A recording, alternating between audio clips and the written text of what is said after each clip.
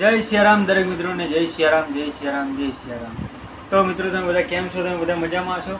તો થોડો દુઃખ સાથે જણાવવાનું કે ચોમાસાની સિઝન આપણે ચાલુ થઈ ગઈ છે। ચોમાસાની સિઝન ચાલુ થવાને સાથે સાથે એક રોગચાળો જે કહેવાય જેનું નામ છે ચાંદીપુરા રોગચાળાનો થોડો ભરડો લઈ રહ્યો છે। કારણ કે મારા જાણવા મુજબ ગુજરાતમાં લગભગ 14 શંકાસ્પદ ચાંદીપુરા વાયરસના લીધે મોત થયા છે નાના બાળકોના।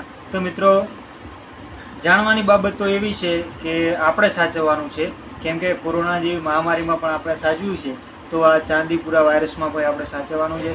તો તમારા ઘરની આજુબાજુ તિરાડો હોય અથવા જે ભેજવાળું વાતાવરણ હોય તો તમે જંતુનાશક દવાનો અવશ્ય છંટકાવ કરો। બીજું કે નાના બાળકોને પૂરા કપડાં પહેરાવીને સુવડાવો, જેથી કરી અને બાળકોને આ કરડે નહીં માખીઓ, જે આપણી મધમાં આપણે જે ઘરમાં સામાન્ય માખી હોય ને એના કરતી 4 ગણી નાની આ માખીઓ હોય છે, જે તમે આવ્યો છે વિડીયો તમે જોયો છે। પણ આપણે સાચવવાની જવાબદારી આપણી છે અને મચ્છરદાની હંમેશા જે આપણે જંતુનાશક દવાયુક્ત મચ્છરદાની વાપરવી જોઈએ, જેથી કરી એ મચ્છરો કે આ ચાંદીપુરા વાયરસવાળી માખીઓ આપણને કરડે નહીં। તો ચાંદીપુરા કરીને એક ગામ હતું જ્યાં સૌપ્રથમ આ કેસો નોંધાયા હતા અને બહુ શંકાસ્પદ બાળકોના કંઈક મોત થયા હતા। તો એના કારણે આ વાયરસનું નામ ચાંદીપુરા પડ્યું છે।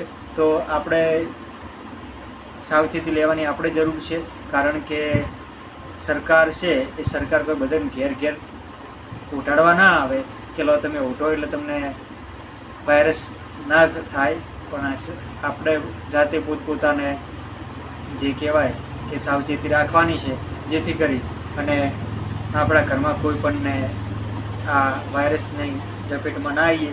અને સાથે સાથે બીજું એ કે વાયરસ સાથે સાથે ડેન્ગ્યુના અમુક બનાવો બની રહ્યા છે, તો આપણે પણ એ બહુ સાચવવાનું છે।